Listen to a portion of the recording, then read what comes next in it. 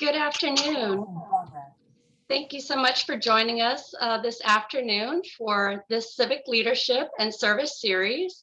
I'm Dr. Agatha Caraballo, and I have the pleasure of serving as the founding director of the Maurice A. Ferré Institute for Civic Leadership and Service at Florida International University in the Stephen J. Green School of International and Public Affairs. The Civic Leadership and Service Series offers engaging discussions with public service leaders on the areas of civic engagement, community infrastructure, and social justice. We are pleased to be joined with us this afternoon with Miriam Singer, the President and Chief Executive Officer of the Jewish Community Services of South Florida. We also have this afternoon we'd like to take a moment to acknowledge and thank our event partners for this event, including the Jewish Community Services of South Florida, the Jewish Museum of Florida at FIU, and the American Society of Public Administration's South Florida chapter. With that, I would like to welcome our event partners and ask them to just give some very brief remarks about their organization. Vernice Astorcian is a doctoral student in the Department of Public Policy and Administration at Florida International University and has the pleasure of serving as the president of the ASPA South Florida Student Association. Welcome, Vernice.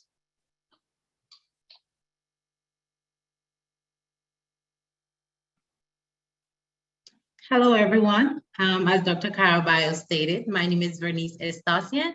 I'm a PhD candidate in the Department of Public Policy and Administration at Florida International University. I'm also the student representative for the South Florida chapter and have the pleasure of also serving as the chair for the scholarship committee. I'm happy to be here and I look forward to the discussion that we'll be having here today. Thank you, Dr. Caraballo. Thank you. And we'll be posting some information in the chat later regarding an ASPA South Florida at FIU meet and greet that is open to the public that we would like to invite people to. At this point, I'm going to transition to Dr. Alan Rosenbaum, who is the ASPA National President and a distinguished professor in the Department of Public Policy Administration at FIU. Welcome, Dr. Rosenbaum. Thank you, Agatha. It is a real pleasure to be here today and to say welcome on behalf of the American Society for Public Administration, particularly to be with a number of very, very dear friends, Miriam Singer, who I've known from the days when she was a very prominent, outstanding leader in Miami-Dade County government.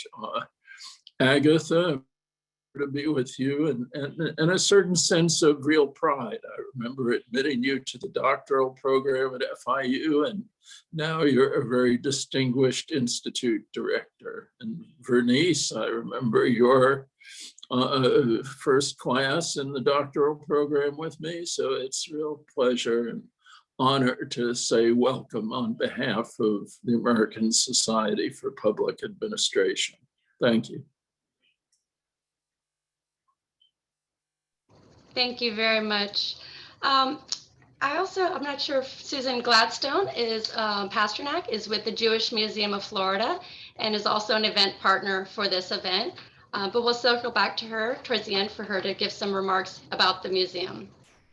At this point, I would like to take an opportunity for Miriam Singer to introduce herself and to provide some highlights from her experience as the President and Chief Executive Officer of the Jewish Community Services of Florida. Welcome, Miriam.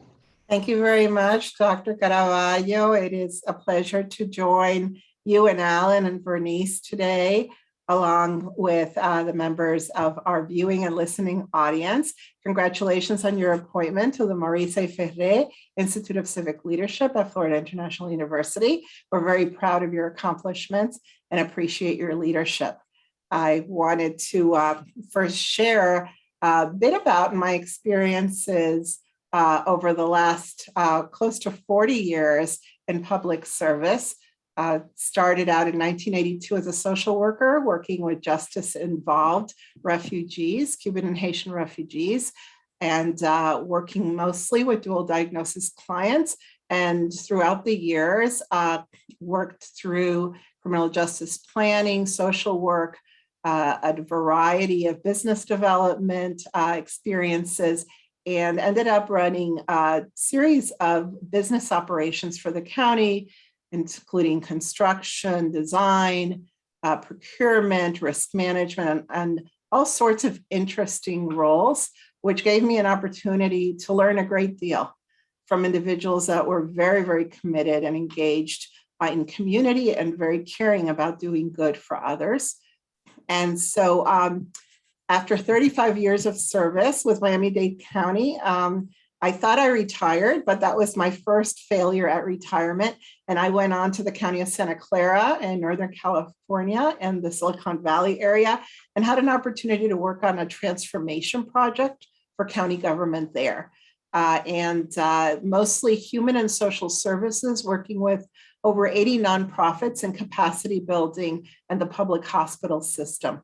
So that was really exciting. And then just when I thought I had finished that engagement, I came to this dream job, which is the privilege of serving as president and CEO of Jewish Community Services, coming back to my own community, working with a grassroots community-based organization with a 100-year history of service that we consider to be the safety net of our community. So it's been an amazing journey professionally.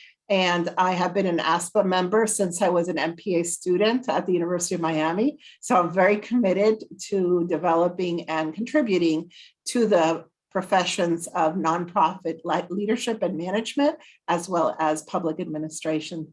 And that in a nutshell is what brings me to you today. Thank you very much for the opportunity. Awesome. Thank you so much. And I know we keep mentioning the acronym ASPA stands for the American Society for Public Administration. We're excited to also be joined with the president-elect of the ASPA South Florida chapter, Dr. Evelyn Rodriguez-Plesa, who also is a procurement expert and also heavily involved with NIGP as well. Welcome, Evelyn. Hi, thank you so much for that introduction, Dr. Caraballo, and congratulations on your role with the Institute. On behalf of ASPA South Florida chapter, I would like to say that we are extremely proud to be here and involved with the Institute's Civic Leadership and Service Series in support of our advisory board member, Ms. Miriam Singer. We look forward to hearing about your story and hearing about your leadership, especially at a time where there are so many pressing public policy issues and challenges in the community. This is something that furthers ASPA's goal of advancing excellence in public service and our chapter's goal of enhancing public administration and promoting the profession. So thank you. Thank you. Thank you. Thank you so much for joining us. So going back, Miriam, I'd like to ask, given your different roles as a career public servant, what do you consider the core values of civic leadership as a public servant? Oh, you're on mute, sorry. There are many core values that are essential to successful civic leadership. I'd like to share 4 pairs that I consider to be important and of impact in regard to interest in civic leadership and participation in community. Integrity being one, paired with a high bar for ethical conduct, followed by transparency and accountability, selfless service that steers clear of any self-interest or conflicts of interest. The third pair being professionalism and respect. And the fourth, as important as the first 3, are objectivity, fairness, which are so important to equity and inclusion and engagement, so that the doors are open for participation. I would say those are the 4 pairs in an expanded form of core values of civic leadership. Wonderful. Thanks so much for sharing this. At this time, I would like to remind anyone, if you have any questions, please feel free to post them in the Q&A, and you can also post comments in the chat. So going back to those core values, what was it that really drew you to public service as a career? Well, I think the most powerful force in my life has been my parents of blessed memory. So Rosa and Max Singer were immigrants that came from Europe, escaped Europe, and were able to build a life in the Dominican Republic and build a life from scratch with their families, and were able to raise us, myself and my two brothers, with a sense of purpose and a sense of responsibility to give back to community. So I would say the first significant draw that really focused my interest and attention as a student at the University of Miami, as an undergraduate student, is the influence that my parents had over me and over my family in regard to the importance of service and giving back to the community.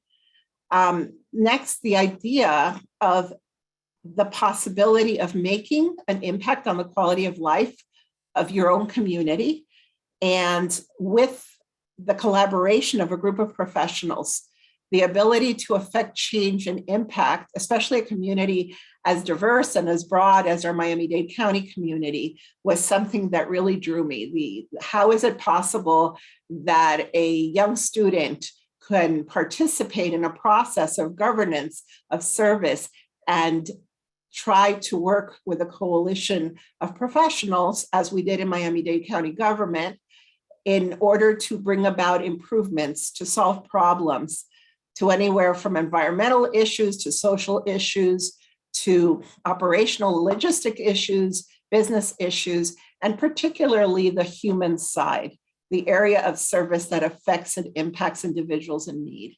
So that was a significant draw as well. And then the opportunity to engage in lifelong learning. Working in government, as is working in nonprofits, is an opportunity to really learn about the world around you, the realities. It is humbling and at the same time inspiring in regard to the enormity of the challenges that many individuals in our community face, and also the way that resources can be marshaled and decisions can be informed in order to impact an improvement in quality of life and bring about solutions to community issues, community problems. So that was a great motivator. And then I have to say that the last of the four of these inspiring aspects of what drew me to governance is the people. The type of people that are drawn to work in government agencies and nonprofits.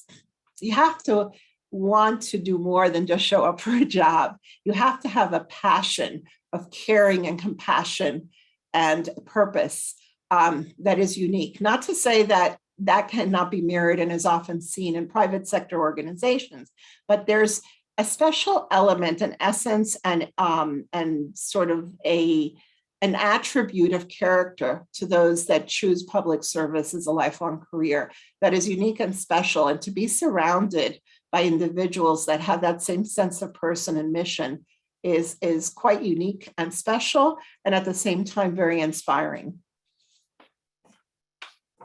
I agree. We often say public service is so much more than a career. It's a calling. It's something that you're compelled to do and to want to give back. And I know through the different professional associations that you've been involved in, we actually were meeting just this morning for the advisory committee for the ASPA South Florida chapter with an amazing group of local civic leaders from the nonprofit, from the different municipalities, and even from the private sector, to really find out how professional associations can contribute to civic leadership and engagement and building community infrastructure. As a national representative for the ASPA South Florida chapter, how do you really see that perhaps we can introduce professional associations to students and show how within those communities they can collectively make a greater impact? Well, the professional associations that I was introduced to as a student are the ones that really prepared me for positions of leadership and governance throughout my career. Key roles in development of student leadership skills, of engagement, in terms of community, of understanding of issues and problems.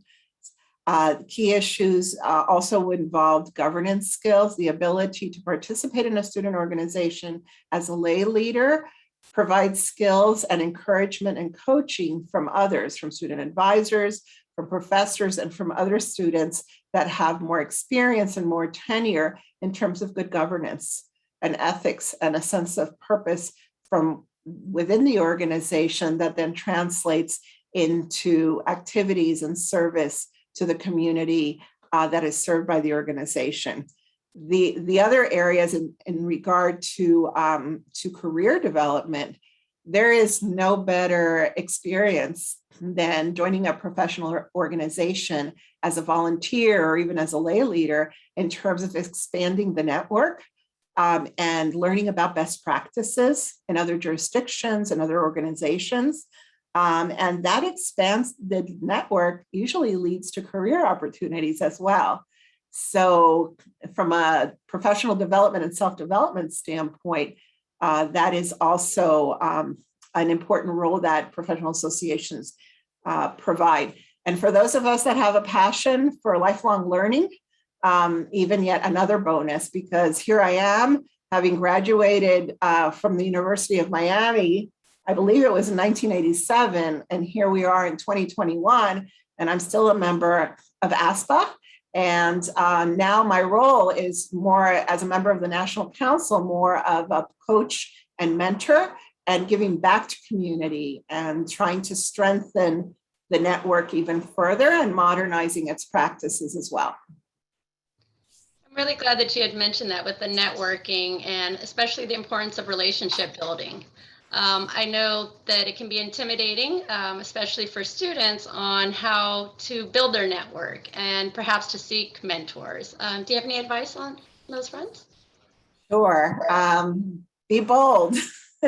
Ask the question, introduce yourself, not only to your professors, but most of the city managers in the 35 cities within Miami-Dade County are yearning to bring in new talent, especially in today's economy where there's so much competition for talent.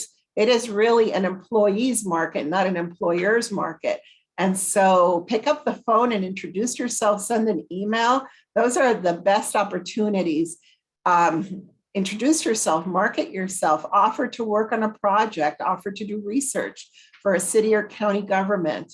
We have a whole variety of municipal leaders that are really craving to have an opportunity to work with students and provide them internship opportunities that lead to career opportunities and job offers.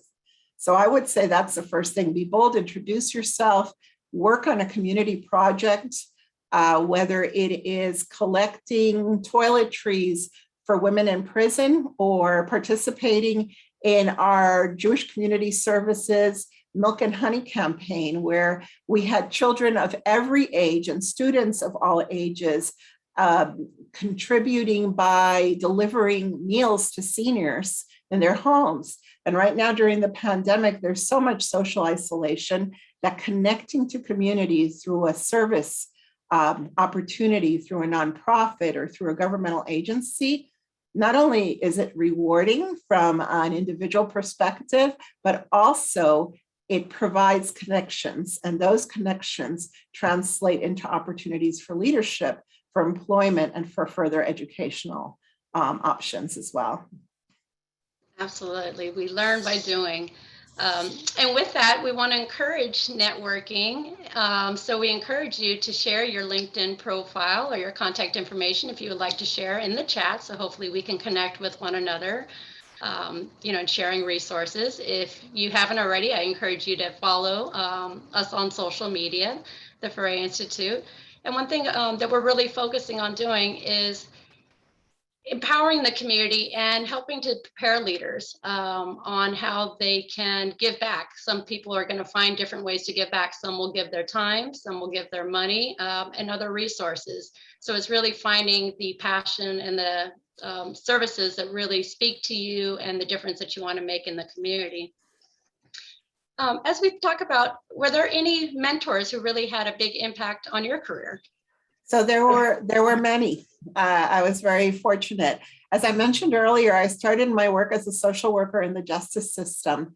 And former Chief Justice Gerald Kogan was a circuit court judge when I was a social worker. And we used to do treatment planning to try to get individuals that were incarcerated who had some mental health and other issues into treatment planning. And he was one of those judges that always gave someone an opportunity, that always understood that one mistake does not mean failure for an individual. And so I had a really amazing opportunity to work with him in his court and learn from him. And from that relationship as a social worker one, which started in 1982, actually, we developed a friendship and a very strong partnership, which resulted in also an opportunity for me to serve when he became the Chief Justice of the Supreme Court as the first chair of the Commission on Fairness for the state of Florida. So that relationship at that level resulted in a whole track, not only a beautiful personal and professional relationship, an amazing mentor, but also in providing me sort of the stepping stones to be able to serve and lead in the community and even at a state level.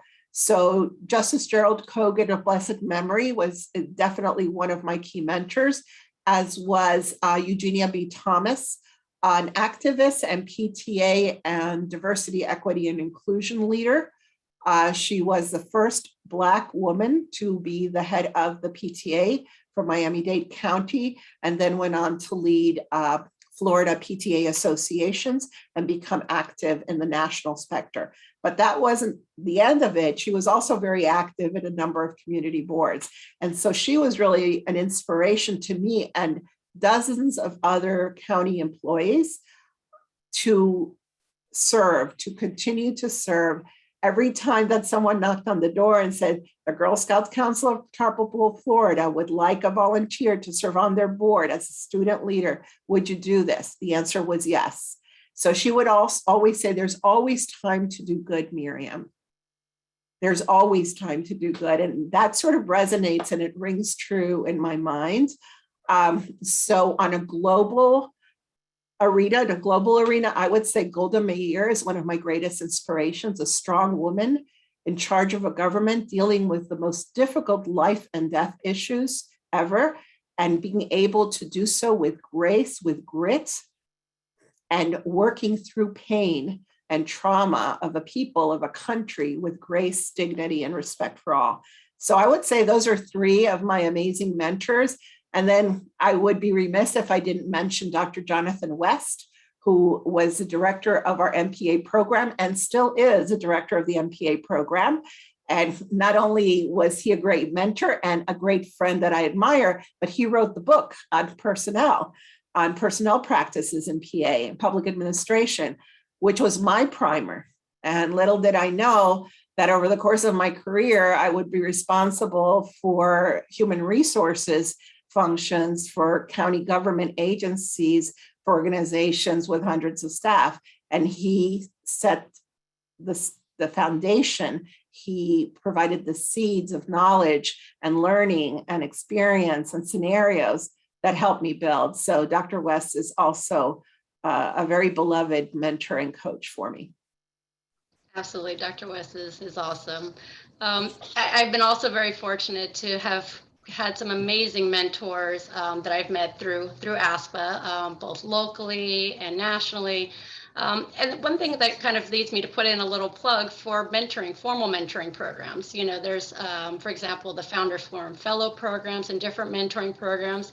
And while those structured mentoring programs are great, sometimes it's those informal relationships that really kind of help you to develop and to see other perspectives of different areas that you might not have considered.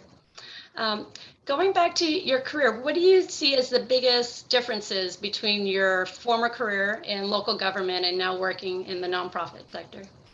Well, what I love my career in government, and especially the people that I had an opportunity to learn from and work along with. And in the nonprofit sector, I would say the most inspiring aspect and what is the greatest difference is the ability to be present and work directly with individuals that are impacted and create solutions immediately. The agility to work with a team and be inspired by them and to be able to create the conditions for their success is really something that I think is different in terms of scale. Yes, the scale may be smaller than a huge government agency, but the impact on the quality of life for the individuals we serve and the ability to work on transformative approaches to growth, development, and capacity building within a nonprofit are bar none. And so those are really big differences in terms of scale, scope, and reach. And I must say that I can compare when I first started with the county and I worked with clients that we would put into treatment plannings and do case management.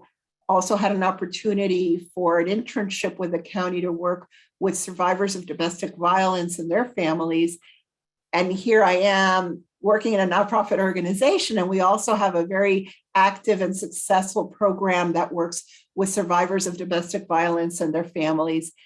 The ability to impact on a one-on-one level and to reach and be present and involved in creating solutions that are not cookie cutter, but are very much focused and tailored on the unique needs of individuals.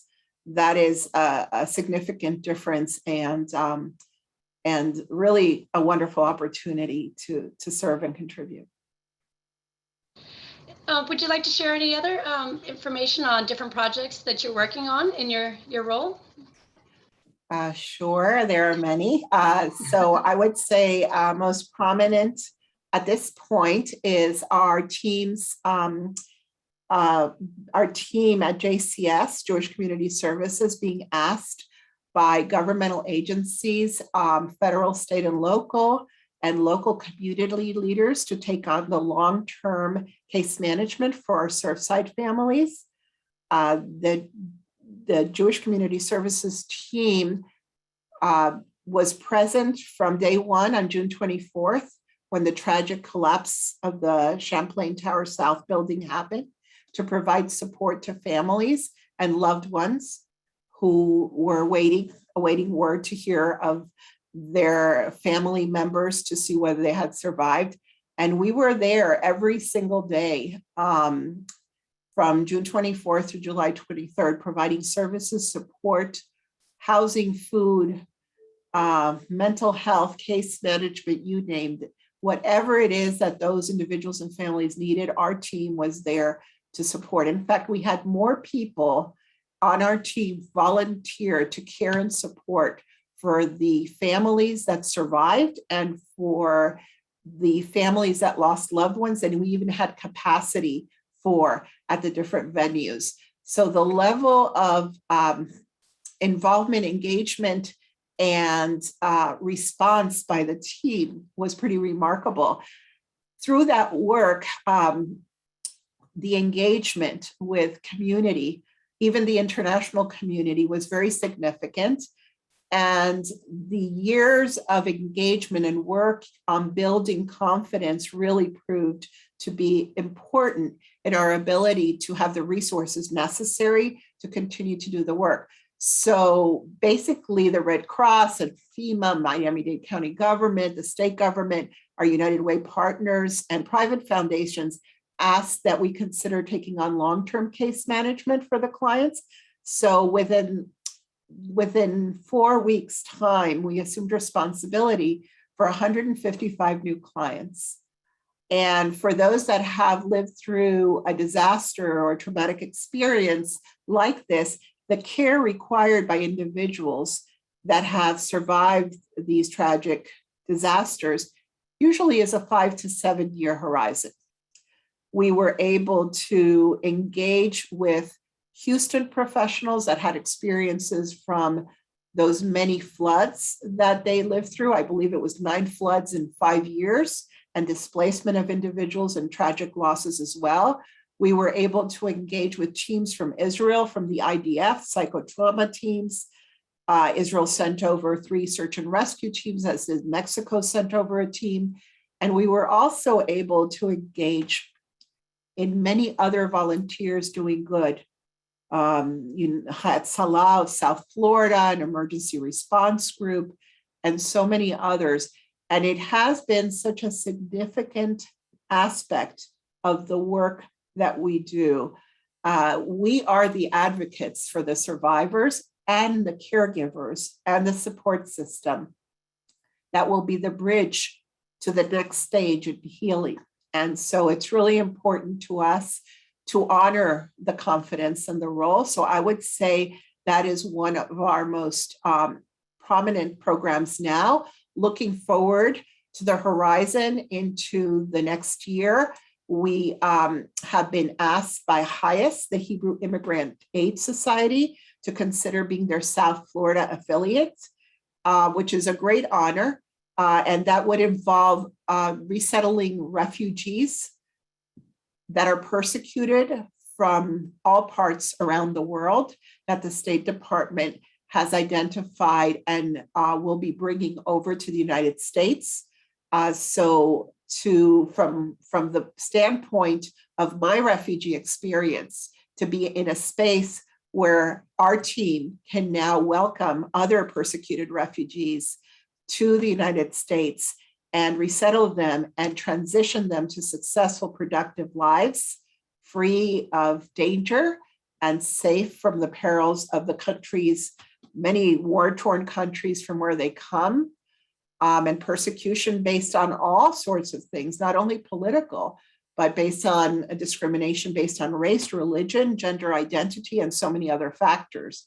So we're hoping, we have accepted the opportunity to partner, and we're hoping in the near future, hopefully in January, December of this year, January of next year, to hear the positive news that we've been selected. And that is a project that involves a significant amount of engagement with community.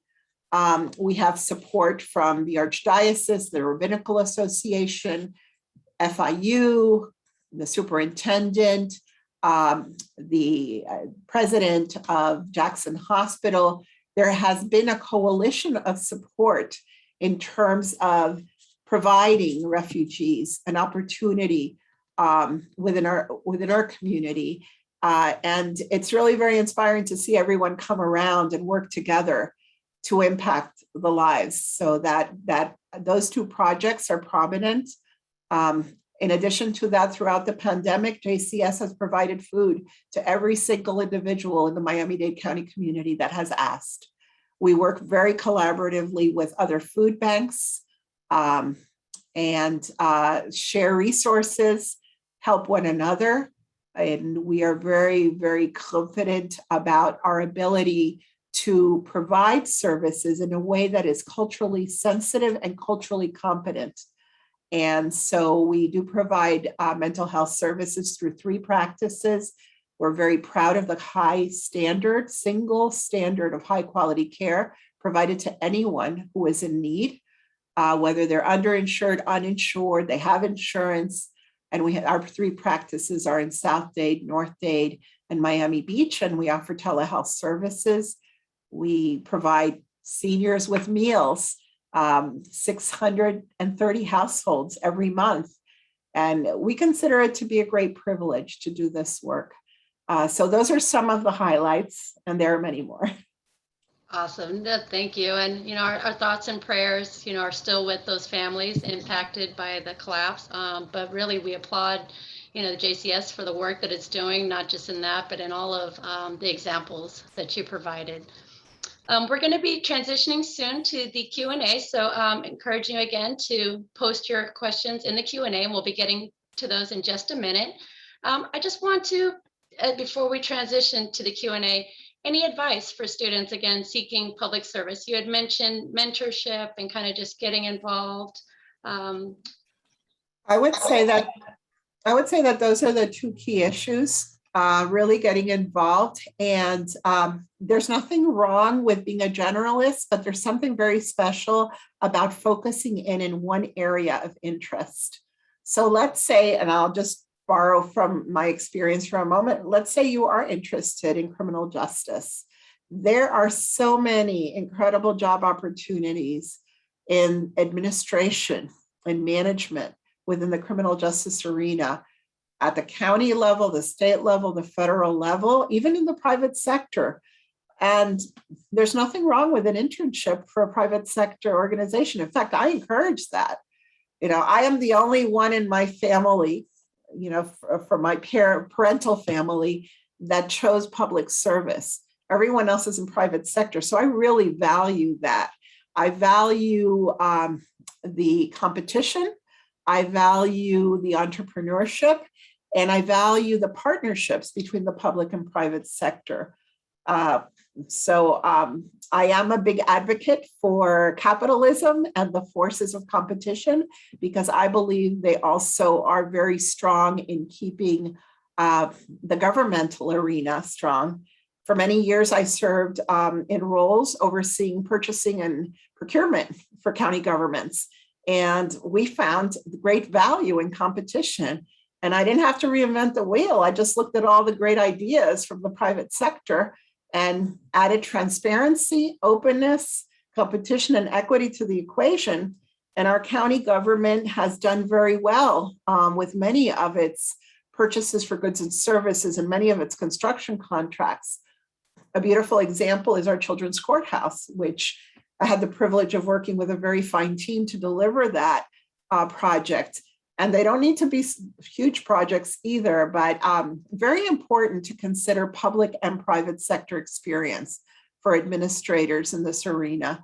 And I would say the same for those that are going for business degrees or MBAs. Very important to have an experience in a governmental or nonprofit environment and understand the lens, because that will inform decisions and perhaps inform better outcomes, inform or influence better outcomes in the end. Great answers. No, that definitely. And, coming from a procurement and a contracting background, seeing where the public and the private sectors can intersect and perhaps learn from one another. But of course, we know the public sector has its unique challenges. And I'm going to go to the Q&A at this point. And we have a question from David Kramer. He says, thanks for this conversation. And sorry to inject a difficult issue, but a growing number of public servants, election officials, school board members, and others are being threatened in this hyper-polarized and politicized environment. Some are resigning, and others might be discouraged from pursuing such positions or careers. How can we address this problem? Well, that's a difficult question, but an important question to pose. So thank you very much, David. So the best way to address this is to speak up as a citizen, to speak up to the value of public sector officials that are doing good work, as well as administrators and public servants at every level. When we get up in the morning, we drive on a paved road, we use water, we flush our toilet, we walk around and see the beautiful trees in the park where we're running or walking, hopefully, for some exercise. The traffic lights, hopefully they're working and they keep us safe and they provide a structure for us to have traffic flow, even though it's pretty congested these days now that school is back. So for every one of those touch points, government had something to do with it. Government manages traffic signalization, parks departments. We have an incredible library department, bar none, one of the top in the nation, where you can receive almost any resource that you would desire free of charge, whether it's movies or music or access to media. Incredible, not only for students, but for every one of us. So that's a government service that we receive. When we had the issue with mosquitoes, it was our county government that put together a plan, not always popular. And I can assure you that as a government official, if you're into popularity, that is not the profession for you. But it's important to stand up. And I refer back to the first sort of pillar or core value, which is integrity and transparency, which go hand in hand. It's really important to say and share the facts as they are, no matter how unpopular they are. And yes, there are environments at every level in government where it's not safe. And the importance of good managers in government is to create safe spaces and to shield good administrators, good government service professionals from the politics that are divisive and from the politics that are polarizing us. Not easy to do, but it is possible. Having worked in government for now, I guess 37 years total, not counting my internship, there were many times when it was pretty hot when presenting items to the board, big ticket items. I recall temporary services contracts. I recall security guard contracts as being particularly controversial. You stand up there and you provide the facts. At the end of the day, the vote is not yours, but having done the professional best and informed the discretion of the decision makers with factual information, that's the best one can do. And that brings integrity. And it does take shielding. It does take leaders who are willing to stand up for their people. And they exist. And there are many. They don't make the media. They don't make the news. But we do have many good public officials, elected and not elected, that serve us well. Absolutely. For all of those that are front and center and visible, there are so many more working behind the scenes to make sure that all our services continue. Dr. Rosenbaum, did you have a comment? Did you want to chime in? Well, I would say there's another dimension, you know, Miriam, obviously your focus is the local level and local government, and that has a very important role. But I think some of the issues that David raised are really being shaped at a national level and are really a function of, you know, essentially the decline of normal political restraints that have been a part of our political system for you know, historically.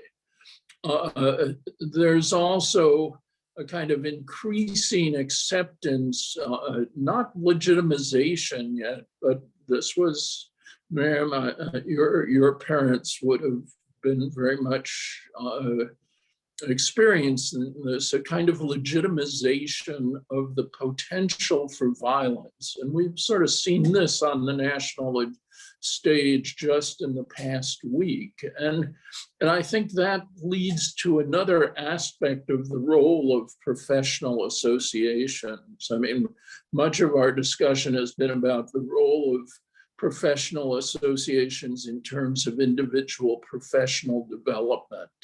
But I think there really is a collective role for professional associations today that is much more critical than it's ever been, and maybe is even today more critical than the professional development side. And that is the role of professional development, professional associations to call attention to these kinds of transitions and changes in what we typically accept as political norms, and often people aren't noticing these changes. And so I think that's another dimension of the conversation that we need to have.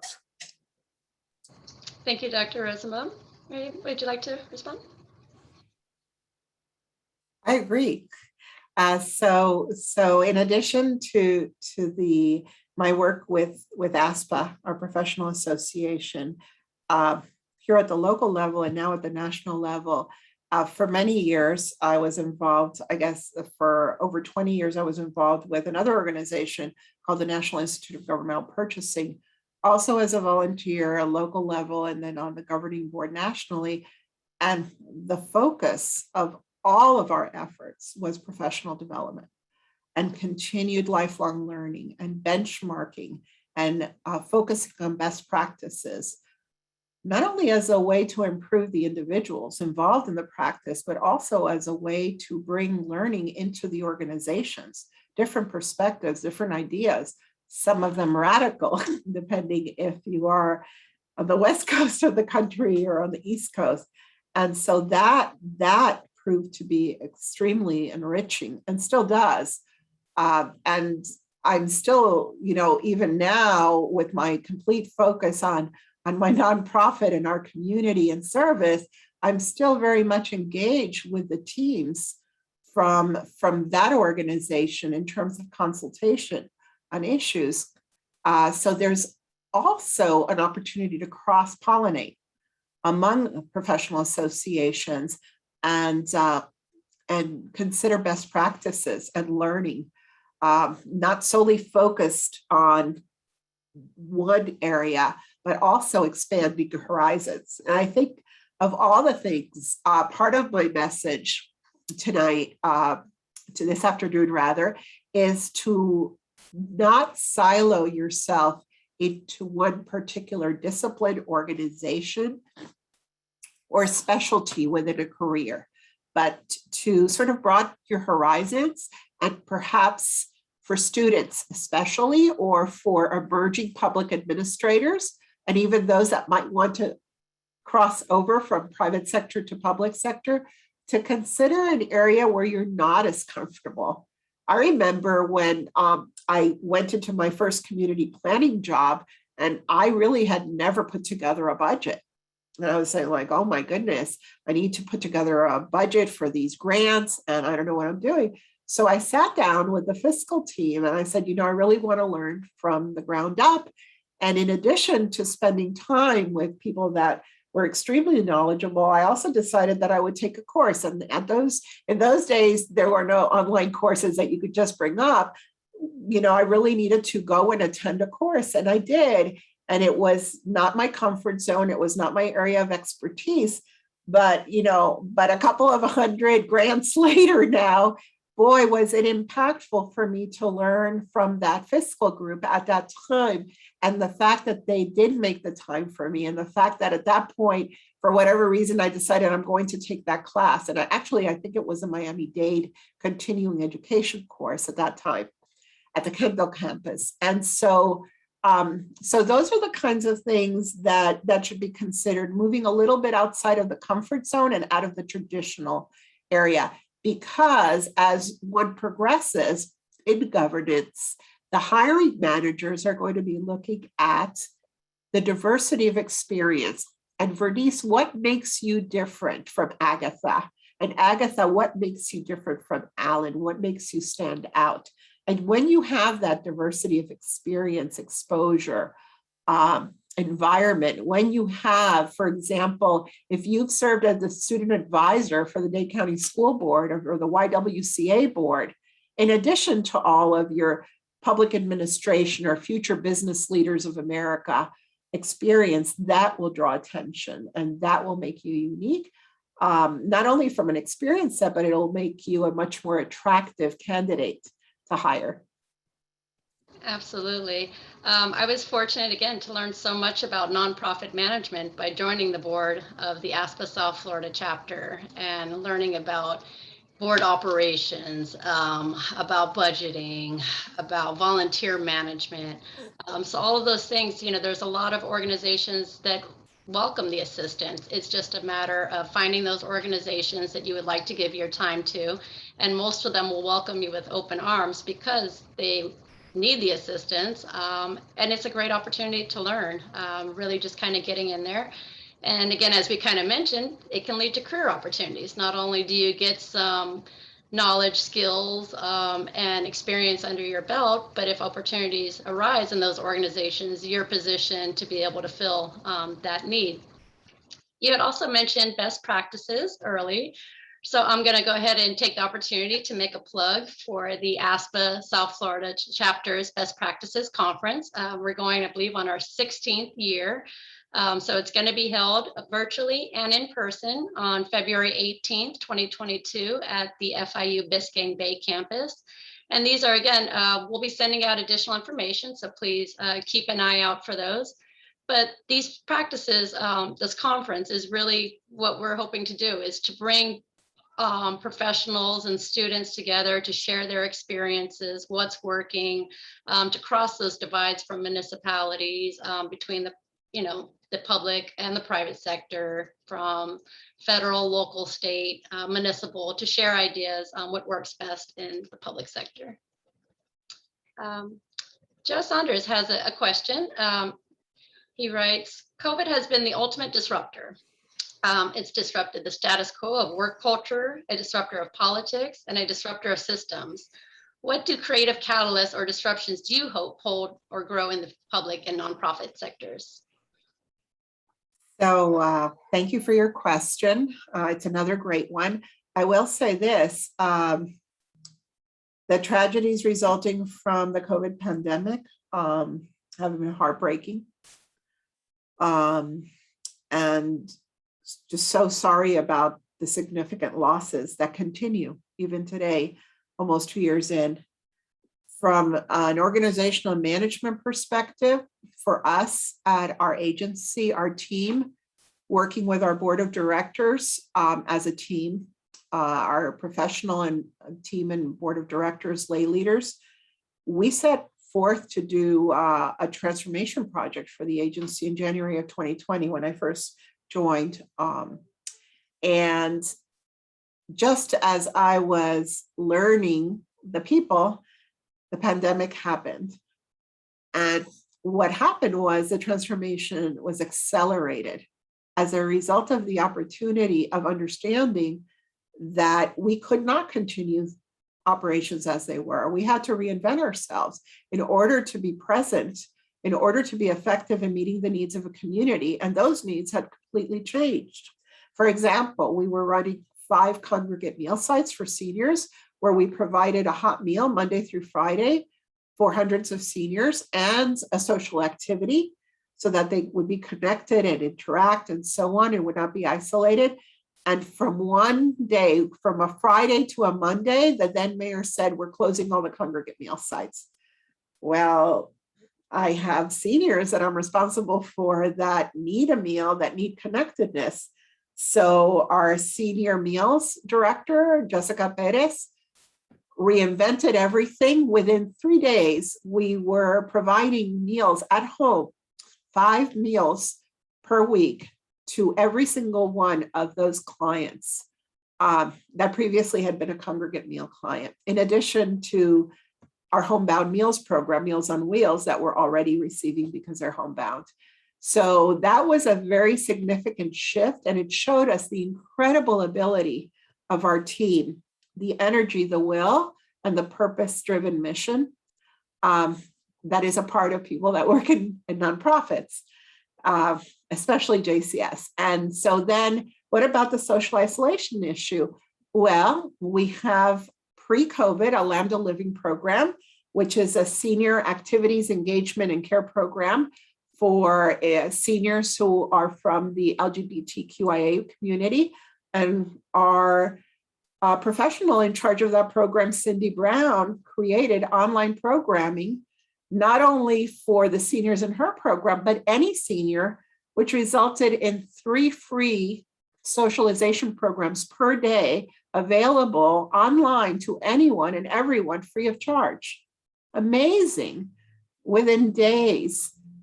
So the power of creativity, the power of knowing that you don't have those restrictive boundaries of the past, that structure of the 4 corners of what a meals program, a socialization program, mental health.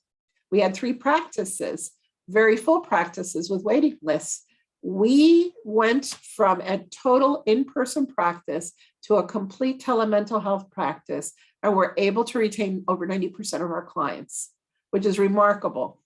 And even for the socialization project that Cindy implemented successfully, we then went after unique grants for those seniors that don't have an iPad or don't have a laptop and didn't know technology to connect in, through technology from Israel called Uniper. And we just were re-awarded the grant, and we're able to provide a device on a TV that provides the same access to the programming as if someone had.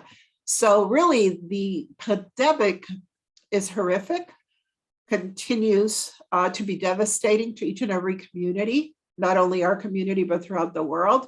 But in terms of a catalyst for organizational change and the ability to step up and pivot and reinvent and try different things and assess, even with risks involved, it did provide us a unique opportunity to accelerate the transformation that we had hoped to achieve over a period of years, but significantly moved forward its service to our clients within months.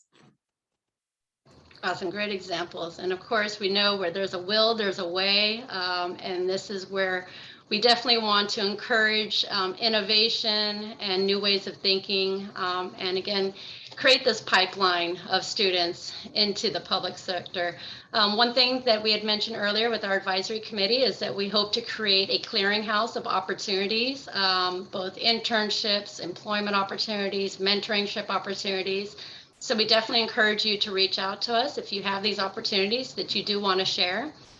As we come to the conclusion of our hour, I just wanted to, again, thank you everyone for participating and to give a little bit more context about the Maurice A. Ferré Institute for Civic Leadership.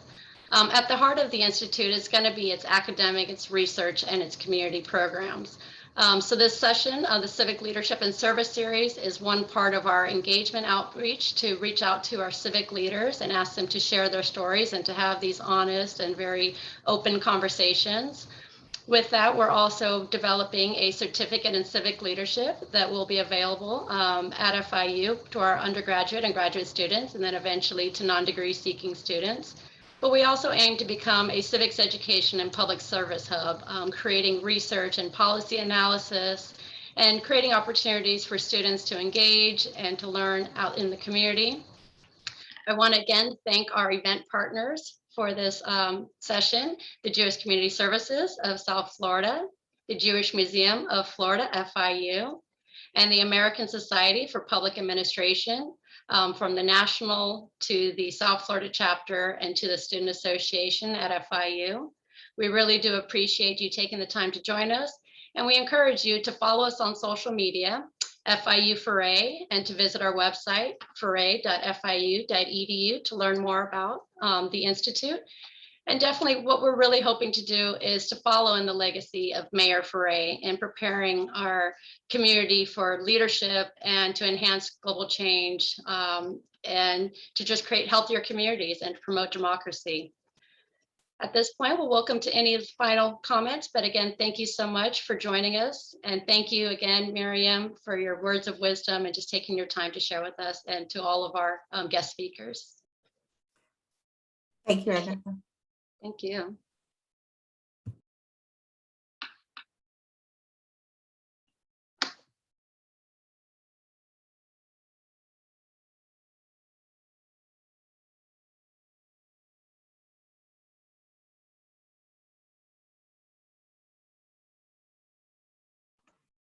Dr. Rosenbaum, you're on mute. Was I supposed to be talking? Actually, I was talking to my wife. Oh, sorry. I think so. But are we done, I thought, or not? We are. Thank you so much again for joining us, and thank you for taking the time to share your comments. Sure. A really good job. Thank you. Thank you, everyone.